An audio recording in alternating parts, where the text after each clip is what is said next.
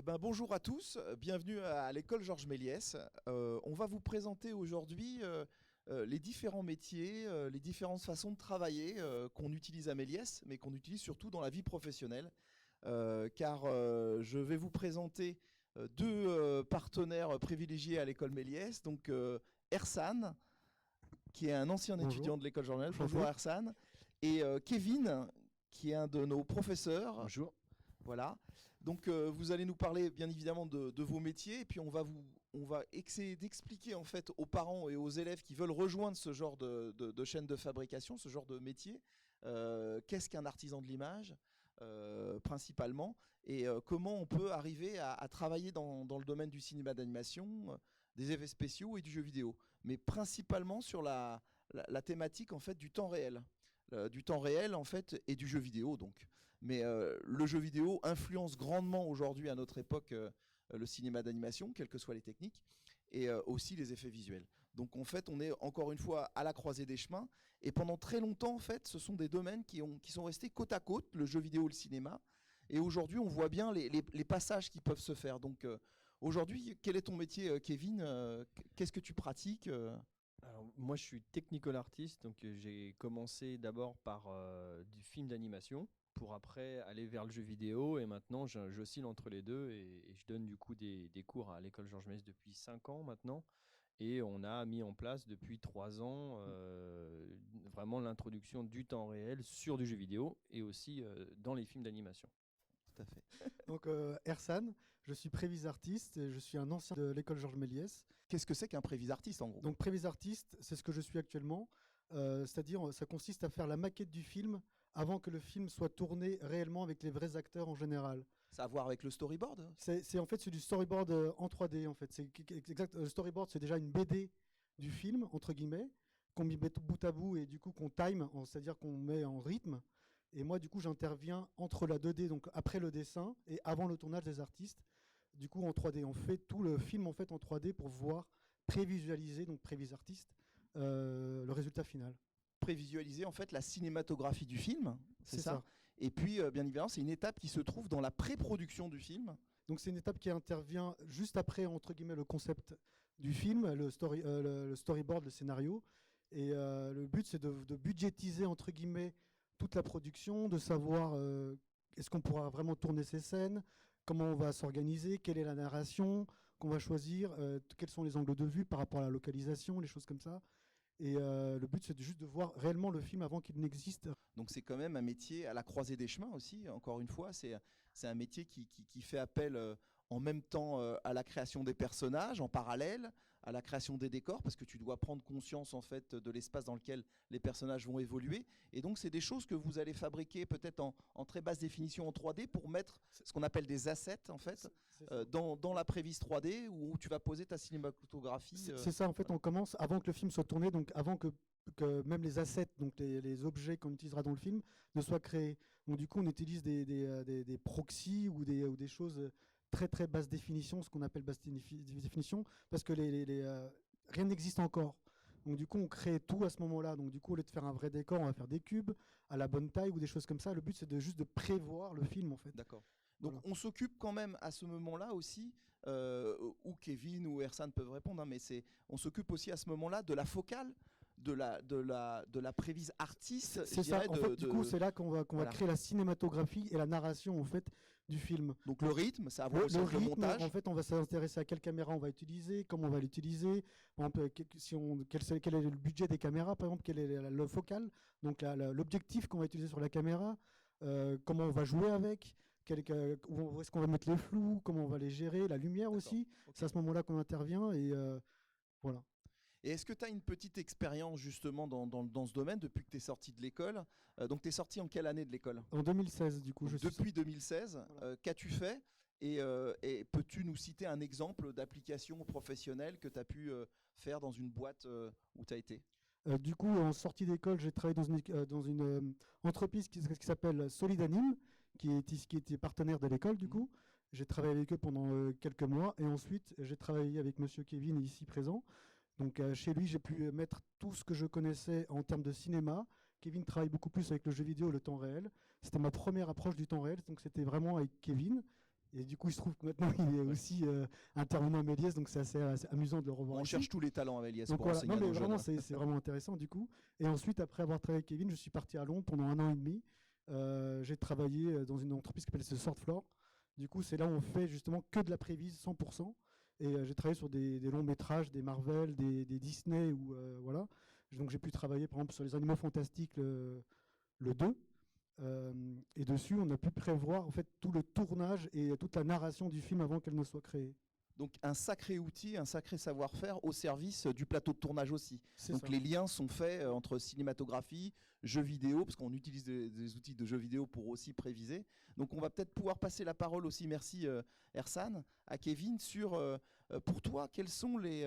donc déjà, tu peux peut-être aussi présenter tes activités, ce que tu as fait jusqu'à maintenant, ta démarche, et puis essayer de trouver les rapports qu'on peut faire entre jeux vidéo, effets spéciaux et animation. Oui, bah alors moi du coup comme je le disais un petit peu brièvement tout à l'heure, j'ai commencé par du film d'animation, donc on appelle ça plus communément du précalculé, donc c'est-à-dire que comme des films de Pixar qu'on peut voir au cinéma. Après du coup j'avais travaillé dans de la publicité, j'ai fait après de la série d'animation, Maya l'abeille, Foot de rue, et après j'ai travaillé dans une boîte de jeux vidéo qui s'appelle Tinalos Interactive, où c'est là où vraiment j'ai pu mettre les mains sur un moteur de jeux vidéo. Et c'est là où aussi j'ai vu Le déclic, quoi. le déclic de, effectivement, dans le jeu vidéo depuis maintenant quelques années, le niveau graphique et le niveau, on va dire, artistique des jeux sont pratiquement au niveau sur certains projets de films d'animation, ou en tout cas plus de séries d'animation que de films d'animation. Et c'est là où j'ai décidé de créer ma société, et où on s'est spécialisé justement dans le rendu temps réel. Donc c'est vraiment utiliser un moteur de jeu vidéo, mais pour faire des courts-métrages ou des séries, ou après justement c'est là où cet outil de temps réel est extrêmement puissant, c'est qu'il va en fait aller dans plusieurs secteurs d'activité. Donc ça peut être le jeu vidéo forcément, le film d'animation sur justement des outils de prévisualisation, ça peut être aussi des outils de rendu, donc vraiment d'éclairage et de rendu finaux. Il y a aussi le métier de broadcast, comme on appelle, donc c'est-à-dire vraiment sur de la télévision, où on va pouvoir faire de la météo en temps réel avec vraiment quelque chose, tout est en direct et tout est dynamique. Donc incruster des acteurs, des sportifs en temps réel dans des vidéos, dans des films qui n'existent pas, de l'image de synthèse. Oui. Donc sur plateau de tournage, mais en temps réel cette fois-ci, parce que là on utilise, comme tu le dis, un moteur de jeu pour pouvoir calculer en temps réel l'incrustation. C'est ça. Et du coup, dans les expériences que j'ai pu avoir, j'ai pu travailler aussi sur des tournages pour Un si grand soleil, où ils utilisent des outils temps réel. Donc là, quand je dis outils temps réel, c'est vraiment Unreal Engine qu'on utilise ici à Méliès. Unreal, pour la petite historique, c'est un moteur en fait qui a été créé pour la sortie du jeu en 1998. Donc c'est un moteur qui a maintenant 22 ans. Et qui était vraiment cantonné à faire des jeux vidéo. Et c'est qu'en 2014 que Unreal a décidé, donc à la sortie d'Unreal 4, donc aussi, je pense que pour ceux qui connaissent Fortnite, c'est le moteur Unreal. Donc c'est celui-là qui est utilisé pour faire le jeu. Et en fait, cette entreprise-là maintenant propose l'utilisation de son moteur temps réel que nous, on forme les étudiants à Méliès. Et ce moteur, depuis 2014, essaye vraiment de sortir un petit peu du jeu vidéo pour aller vers de l'architecture aussi. Donc architecture, broadcast, institutionnel. Donc pour des musées, on peut faire des choses temps réel sur la reproduction historique de parties peut-être détruites d'églises ou de monuments du patrimoine français.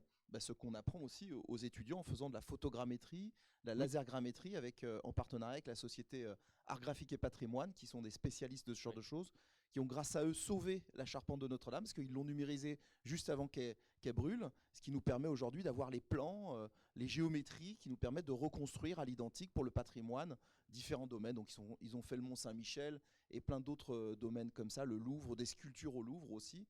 Et ça, c'est vraiment, encore une fois, tu fais bien d'en parler, Kevin, parce que c'est quelque chose, encore une fois, où c'est vraiment l'ADN de l'école Georges Méliès, c'est que chaque jeune artisan de l'image peut se trouver au carrefour de tous ces chemins possibles de différents métiers. Pourquoi ? Parce qu'on les forme tant à la tradition, à l'image, à construire une image d'une manière traditionnelle, avec un crayon 2B, hein, une perspective, un modèle vivant, en anatomie, en morphologie. Et c'est les mêmes élèves qui vont pouvoir aller dans le cinéma d'animation, les effets spéciaux, le jeu vidéo, dans le cursus, et tout au long de leur cursus se découvrir, et puis dire, bah voilà, sur leur projet de fin d'études, c'est ça qui m'intéresse. Mais toujours avec plein de cordes à leur arc, quoi. Donc, ta façon de voir les choses en tant que professionnel, Kevin, pour toi, les rapprochements que tu viens de nous citer, ces clés de compréhension pour qu'un novice puisse comprendre, je pense que c'est important de passer par maintenant quel outil on peut mettre en face de ça. Donc, tu as parlé de la motion capture. La motion capture, c'est super important. Oui. C'est la motion capture qui est utilisée dans le film depuis maintenant des décennies. Là, dans le jeu vidéo, c'est devenu aussi une norme, et c'est vrai que ici, on a des combinaisons maintenant on avait déjà avec Solidanime des solutions de motion capture. On a encore augmenté nos capacités avec d'autres combinaisons qui sont, on va dire, moins contraignantes mais moins précises, mais du coup qui permettent d'aller vite pour faire de la prévise aussi. Et c'est vrai que la motion capture, c'est vraiment quelque chose où, quand on dit motion capture, donc c'est de la capture de mouvement de personnages avec, vous avez peut-être déjà dû voir avec des boules. Voilà. Maintenant, il n'y a même presque plus besoin avec certaines combinaisons où c'est juste des petits capteurs avec des gyroscopes qu'on trouve dans les téléphones pour savoir où est-ce qu'on... Donc ça, c'est magnétique, ouais. Voilà, c'est magnétique. Il y a aussi les caméras. C'est-à-dire, on peut traquer, on a sur les plateaux de tournage aussi. On peut capturer des caméras, on peut utiliser par exemple des iPad Pro pour capturer aussi avec les mouvements la caméra, et on peut avoir des retours temps réel. Donc, c'est-à-dire, ce qui se passe aujourd'hui, c'est qu'on avait la conception du fond vert, petite balle de ping-pong ou après des points de tracker sur les personnages, pour après passer en étape de production et de post-production pour voir enfin les décors. Aujourd'hui, avec le temps réel, justement, on peut, sur la série de Disney The Mandalorian, on se retrouve avec une absence de fond vert et une présence d'un écran géant qui vient en temps réel afficher pour les acteurs le décor. Donc ça permet déjà de retrouver une existence presque matérielle pour un acteur. Live action en général. Du live action, je me souviens de Samuel L. Jackson qui avait tourné dans Clone Wars. Pas dans Clone Wars, excusez-moi, dans l'attaque des clones. Et il s'était un petit peu plaint qu'il ne tournait que sur du verre. Et c'est vrai que pour un acteur, même si c'est son rôle de s'imaginer et de se projeter, c'est quand même compliqué de parler à quelqu'un qui est tout vert, avec un fond tout vert, et de se dire qu'on est sur une planète avec 200 personnes devant soi. Ce qui est aujourd'hui, avec le temps réel, la possibilité d'avoir littéralement les décors, mais pas que. C'est-à-dire que ce qui est intéressant, c'est aussi avoir un éclairage qui fonctionne, oui, tout à fait. avec. C'est-à-dire que l'écran va pouvoir projeter et on va pouvoir vraiment avoir quelque chose d'extrêmement vivant sur le tournage et l'ambiance. Et c'est vraiment des nouvelles solutions qui sont extrêmement puissantes et pas que pour les artistes qui travaillent sur l'ordinateur, mais sur vraiment les acteurs et tout le staff. Donc il y a vraiment deux univers qui étaient assez vraiment distincts, côte à côte, mais côte jamais à côte, et qui avaient peut-être des fois même pas le même langage technique, pas le même vocabulaire utilisé. Voilà, même vocabulaire, pardon. Et là, on se retrouve avec du coup un vocabulaire qui se joint, et ça veut dire ce que ça veut dire. C'est qu'aujourd'hui, on est vraiment à la croisée des mondes. Et aujourd'hui, le temps réel est vraiment, pour moi, l'avenir vraiment dans beaucoup de secteurs, dans la narration et pas que. Mais c'est justement, je suis assez intéressé parce que depuis que j'ai créé l'école, donc ça fait 22 ans que je dirige cette école, on a toujours cherché en fait à rester en éveil sur les nouvelles technologies, mais on n'a jamais perdu notre chemin de savoir d'où on venait en fait. Et quand tu dis ça, moi ça me fait penser, ton métier c'est avant tout de faire des images, et à Méliès, en fait on forme un jeune à faire du rendu 3D, mais avant on va lui apprendre à faire de la peinture, à poser une perspective. Voilà, donc ton expérience aussi. C'est ça, je voulais rebondir là-dessus, c'est que du coup à Méliès j'ai appris à faire de la 3D, mais j'ai aussi appris à faire de la sculpture et aussi de la 2D. Ce qui m'a permis, l'année dernière, j'ai travaillé sur Klaus, le film en 2D sur Netflix. Voilà. C'est avec le bagage que j'ai acquis, entre guillemets, à Méliès, en 2D, m'a permis de travailler, d'utiliser mon savoir-faire en 3D afin de faire un film en 2D. Ouais. C'est assez marrant. Et de donner l'illusion de la 2D sur un film en 3D. Enfin, l'inverse, je veux dire. L'illusion de la 3D. L'illusion de la film 3D sur un film 2D. Donc, du coup, voilà. Et c'est assez marrant de se dire qu'en fait, en sortant de Méliès, il n'y a pas de portes qui sont fermées, en fait. Ça, c'est l'avantage, c'est que on peut choisir. Moi, j'aime bien le temps réel. J'en ai fait du coup du temps réel. J'ai fait du tournage, j'ai fait des clips, des choses comme ça. Et j'ai fait aussi de la 2D. La chance que j'ai, c'est que j'ai fait de la 2D et de la 3D en même temps, quoi. Et tout ça pour dire que, en fait, j'ai fait de la 2D, de la 3D et aussi le jeu vidéo. Donc, c'est pour dire l'avantage de Méliès qui permet vraiment de réunir tous les mondes, quoi. Tout à fait. Ouais. Même de faire Alors, du temps réel sur de la 2D, quoi. On peut donner par exemple des exemples de rapports entre cette tradition et puis les images numériques, ou en tout cas la pratique de logiciel 3D en général.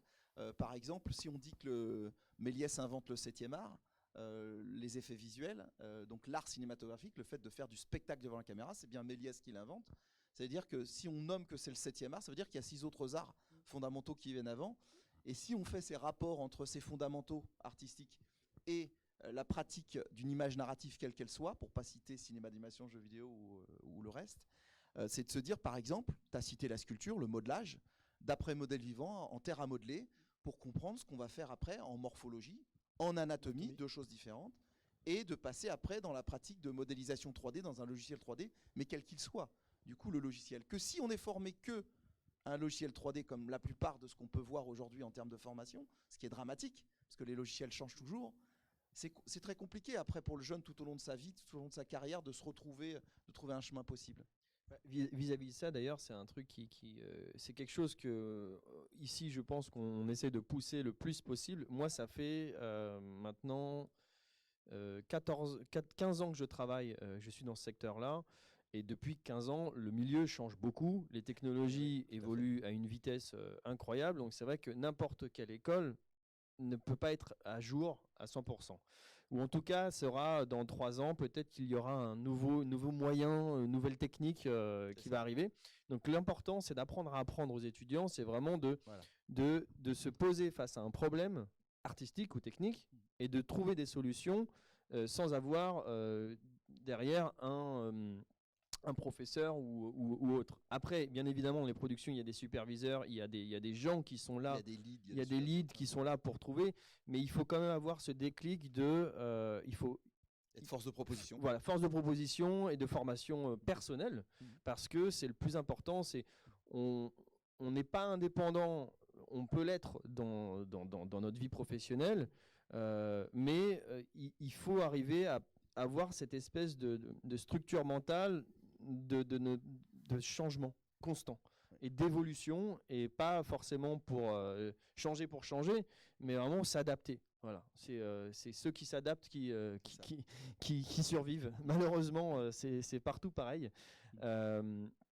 Et mettre en phase aussi ce que tu viens de dire avec le mot curiosité. J'adore le faire parce que tout simplement, si on veut aller dans ce genre de domaine de la création d'images en général et qu'on n'est pas curieux, le meilleur des conseils qu'on pourrait vous donner, c'est de vous mettre en route vers une curiosité, quelle qu'elle soit. Je m'explique. On dit j'aime ce film. On ne peut plus dire quand on rentre dans ce domaine j'aime ou j'aime pas. Je vais aimer ce film pour son montage, pour sa direction de lumière, donc on va s'intéresser au chef opérateur qui a éclairé le film, pour ses décors, on va voir le chef décorateur et puis tous ceux qui ont travaillé avec lui, pour bien évidemment l'histoire, donc est-ce que c'est une histoire adaptée d'un roman ou est-ce que c'est une histoire inventée de toutes pièces par un auteur scénariste, et ainsi de suite. Donc la curiosité, c'est vraiment rentrer en profondeur, et souvent je pose la question aux jeunes qui rentrent dans l'école, mais quel est ton film préféré? Donc je les chahute avec ça en leur disant mais va plus loin, explique-moi pourquoi. C'est qui le réalisateur de ce film? Est-ce que tu as vu tous les films du réalisateur que tu aimes sur ce film? Voilà. Et ça, du coup, c'est le mot curiosité, j'avais envie de l'associer à ce que tu viens de dire parce que c'est vraiment très complémentaire pour que le jeune, avant même de rentrer à Méliès, se dise mais qu'est-ce que je peux faire pour me préparer pour rentrer chez Georges Méliès? Donc voilà. C'est vrai qu'un conseil là-dessus, ce qui est tout simple, hein, c'est quand on dit j'aime le jeu vidéo ou je veux travailler dans le jeu vidéo, il ne faut pas avoir joué à 2 jeux vidéo, quoi. C'est-à-dire que c'est pas parce qu'on joue à fond à Fortnite par exemple que ouais, j'adore le jeu vidéo. Non, il faut varier, il faut essayer de voir autre chose et de vraiment jouer, pas le maximum, mais le jouer au maximum de jeux. C'est très différent. Il y a la passion, et il y a la profession. Voilà, et, c'est ça. et les deux peuvent se lier. Il n'y a aucun problème là-dessus. C'est même d'ailleurs un des Des critères, ouais, un des critères, et c'est une des joies de ce qu'on peut faire nous aujourd'hui par rapport à d'autres métiers où on peut vivre de notre passion. Il y a du bon et du mauvais, hein. C'est pas non plus le paradis, mais c'est extrêmement motivant. Et c'est vrai que là-dessus, sur le jeu, c'est le piège. Ouais. C'est le piège de se dire, voilà. Après, ce qui est intéressant aussi, c'est que quand on va travailler dans le jeu vidéo, et c'est ce que tu disais un peu aussi dans le film, c'est qu'on va peut-être jouer à des jeux que les gens vont pas aimer, mais on va voir des choses et des efforts que les gens ont fait sur ce jeu, sur la fabrication de ce jeu. On fait, ah ouais, ça c'est bien joué, bravo, même si bon, on voit aussi les tares qu'ils peuvent avoir certains, mais on a une analyse en fait, on a un regard. Donc et un sens ça, critique sur ce qu'on voit. exactement. Voilà. Et c'est vrai que là-dessus, c'est un œil où même des fois, on a, c'est la perversion aussi de passer de l'autre côté du miroir. Voilà. C'est-à-dire qu'on va plus apprécier les choses comme avant. Voilà, On va c'est ça. plus être simple spectateur, on va être aussi On va être faiseur, on va être et- artisan de et l'image. voilà, on va finir sur l'artisanat. Et toi, quel conseil tu pourrais donner justement, Ersan, aux jeunes qui voudraient se projeter et venir à l'école Georges Méliès et aller dans ces métiers-là, donc, du coup? Bah déjà de se renseigner sur les différents corps de métier qui existent, comment on fabrique les choses, combien de temps ça prend, les choses comme ça en fait. Moi je vais prendre l'exemple concret, hein. C'est le film de fin d'études prend 1 an à se faire. Et ça met Le film ou le jeu? ou le jeu, voilà. Bah, du coup dans mon cas c'était un film. Oui. Voilà. Et du coup mon film fait 3 minutes 30. Et quand j'ai dit à mes parents que j'ai passé 1 an à faire 3 minutes 30, pour eux, voilà, c'était. Ils disent, ouais, mais t'as fait que ça? Et je dis, oui, en fait, mais on a fait tout ça surtout. Voilà. Et c'était, voilà, du coup, parce que je leur disais, on est vraiment parti d'une feuille blanche, littéralement. C'est ce qu'on apprend à Méliès, en fait. On part littéralement d'une feuille blanche et d'une idée. Et le but, c'est comment on raconte cette idée du mieux possible, quoi. Et donc, du coup, intéressez-vous au métier. N'hésitez pas à parler des professionnels si vous pouvez, vous rapprocher de l'école ou d'autres écoles si Venir jamais. visiter l'école, Voilà, mais tout au long devenir- de l'année, voilà. on peut visiter l'école. C'est ça, sur mais juste rendez-vous, se renseigner vraiment, en fait, montrer déjà une vraie approche du métier, se projeter vraiment, de se dire, ok, d'accord, si on travaille dans le jeu vidéo, par exemple, on va pas faire que du jeu, enfin, on va pas faire que jouer, on va essayer de comprendre, on va faire aimer nos jeux en fait aux gens, et ça c'est le but du. aller chercher le vocabulaire qui s'applique aux jeux vidéo, par exemple, et avec des mots-clés, aller C'est sur ça. Internet, regarder des interviews. Il y a tellement de choses aujourd'hui à voir, de gens qui sont interviewés pour ça, sur notre chaîne YouTube pour les différents métiers, mais aussi sur le site du SNJV, du syndicat des producteurs de jeux vidéo, ou de Capital Games, tout ça, où là on peut vraiment découvrir, si on est curieux, encore une fois, c'est toujours la même chose. Et puis du coup, quand on arrive sur un entretien pour entrer à Méliès, eh ben, on connaît un petit peu plus son sujet. On n'a pas fait que jouer, du coup, comme tu disais tout à l'heure, Kevin. Donc, ouais, très, très bien. Moi, j'avais envie de citer en fait aussi d'autres rapports pour faire comprendre aux gens et aux jeunes et aux parents surtout. Bien évidemment, le rapport qu'on a cité tout à l'heure entre la sculpture, le modelage, anatomie, tout ça, et la modélisation 3D, c'est très compréhensible. Mais on peut citer d'autres exemples. Les fondamentaux qui viennent avant le 7e art, c'est architecture, sculpture, peinture, littérature, musique, théâtre. C'est des têtes de chapitre. Dans le théâtre, il y a la danse, il y a le mime, il y a le cirque et tout ça. Et justement, pour le théâtre, on a souvent tendance à dire que pour être animateur, il faut être acteur, il faut être metteur en scène, il faut essayer de comprendre le mouvement devant la caméra, de ce qu'on va devoir exprimer. Et moi, j'ai envie de dire que nos étudiants qui veulent faire de l'animation chez nous, ils peuvent passer par de l'animation 2D dessinée, 24 dessins pour une seconde animation, ils peuvent passer par de la stop motion, image par image, comme voilà, c'est gros mythe. C'était tes envies premières, je crois. Oui, je me c'est rappelle moi, Arsène, c'est ça, moi je voulais faire de la stop motion du coup. Voilà. Et après du coup j'ai découvert la 3D. Et, Voilà, donc ça on peut passe- faire aussi voilà. de la 3D, on peut faire de la motion capture, on peut faire du papier découpé, on peut faire de la 2D numérique. Il y a tellement de techniques, et bien à Méliès, on les fait toutes ces techniques. Et le jeune, il va pouvoir se positionner sur telle ou telle technique, mais telle ou telle étape aussi de fabrication. Et faire ce rapport entre, dans le cas de l'animation, c'est le théâtre, le mime, le cirque et tout ça, l'art du mouvement, et l'animation de personnages, parce que c'est pas bouger des personnages, c'est donner vie à des personnages qui nous intéressent. Pour Et raconter ça, c'est une l'art de histoire. l'animation. Voilà, pour raconter une histoire. Au service du propos. Voilà, au service du propos et de la narration en fait. Ouais. Si on veut vraiment faire Méliès, qu'on aime le jeu vidéo, le cinéma ou les deux, ce qu'il faut le Théâtre. plus aimer, voilà, c'est raconter des histoires et aimer les histoires en général, quoi. C'est ça. Au-delà de fabriquer ces images. Voilà. C'est ça. Donc l'art de la narration, bien évidemment, on a cité la littérature dans les fondamentaux, c'est inévitable. Hein, c'est avant tout une histoire. C'est avant tout essayer. Et on essaye de construire un parcours tout au long de la scolarité de Méliès pour leur faire découvrir comment on va pouvoir raconter des histoires. qu'elle soit encore une fois en temps réel, dans le jeu, donc dans un esprit narratif interactif, quoi, je dirais. Donc c'est le jeu qui est le réalisateur, quoi, de sa propre histoire. Et puis, bon, c'est sous-tendu par des gens qui racontaient l'histoire avant, bien sûr, mais tout est possible dans le jeu vidéo, dans l'interaction. Et puis, d'un autre côté, comme on l'a dit tout à l'heure, en précalculé, comme un film. Donc on se met dans une salle de cinéma ou une pièce de théâtre, et puis on va voir de A à Z l'histoire. Donc là, le spectateur n'intervient pas, en fait, sur l'histoire. Mais dans le jeu vidéo, le spectateur, le joueur, lui, intervient bien évidemment et va raconter aussi sa propre histoire, quoi. Et c'est là où c'est la force de l'école Georges Méliès, c'est que si un étudiant, par exemple, rentre à l'école avec une idée précise, ce qui peut arriver, et une idée originale, précise qu'il veut réaliser, et bien au cours de son cursus, il pourra choisir le média, l'outil nécessaire. Est-ce que c'est un jeu? Est-ce que c'est un court-métrage? Est-ce que c'est un court-métrage qui va être en stop motion, en animation 3D, en animation 2D, ou carrément dans un moteur de jeu vidéo? Et il y a vraiment à mixer. En fait. Et voilà, il y a pas on ne force rien, c'est l'idée d'abord, et après on choisit quel est l'outil le plus adapté pour répondre à ce besoin. Et c'est cette approche-là qui est le plus intéressant, avec tout le bagage justement académique derrière, où justement on va pouvoir s'exprimer. C'est vraiment l'idée d'exprimer quelque chose. C'est d'aller plus loin que la parole et d'aller vraiment, c'est l'extension du bras, quoi. C'est quelque chose qui est magnifique et qui est difficile, mais qui est tellement plaisant lorsque ça fonctionne que ça vaut tous les efforts. Bah écoutez, j'ai envie vraiment de vous remercier parce que je pense qu'on a vraiment guidé, en tout cas donné un vocabulaire, une compréhension du secteur, que c'est bien évidemment des métiers qui embauchent, ça faut le dire, parce qu'on a besoin beaucoup de gens aujourd'hui qui ont cette curiosité, qui sont à la croisée des chemins pour fabriquer des images et pour devenir des artisans de l'image. Donc on vous demande bien évidemment, si vous avez envie de venir visiter, même en cette période très difficile, l'école, c'est toute l'année en fait, sur rendez-vous, vous pouvez venir visiter. Les élèves, les profs et moi-même, on vous accueille à l'école pour visiter et pour vous parler un petit peu plus précisément des différents métiers. Donc merci, on espère qu'on vous a bien guidé en fait et bien conseillé. Et puis j'espère un de ces jours dans nos locaux, dans nos magnifiques locaux à Orly, tout près de Paris. Voilà. Merci à beaucoup. vous.